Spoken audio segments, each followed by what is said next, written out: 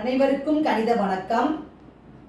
இப்ப பார்க்க போறது 8ஆம் வகுப்புக்குரிய கணக்கு பயிற்சி 1/5ல எண்கள் யூனிட்ல 7வது கணக்கை பார்க்க போறோம். 729 கனமூலத்தை பகா காரணிப்படுத்துதல் முறையில் காண்க அப்படின்னு சொல்லி கொடுக்கப்பட்டிருக்கேன். இப்போ என்ன நம்பர் கொடுத்துருக்காங்க? 729. இதை பகா காரணி முறையில் நம்ம என்ன செய்ய போறோம்? கனமூலம் கண்டுபிடிக்க போறோம். இப்போ பாருங்க, இந்த நம்பரை நான் 9ஆம் வாய்ப்பாடில் வகுக்கிறேன். 8 9 72 ஓர் 9 9.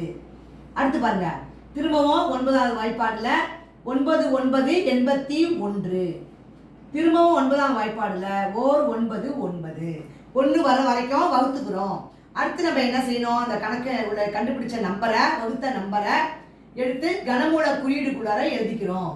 இப்போ பாருங்க, 9 × 9 × 9.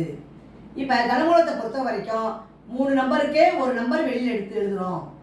அப்போ therefore 729 கனமூலம் is equal to 9. பகா காரணிப்படுத்துதல் முறையில் கனமூலம் கண்டுபிடிச்சிருக்கிறோம். புரிஞ்சுங்களா?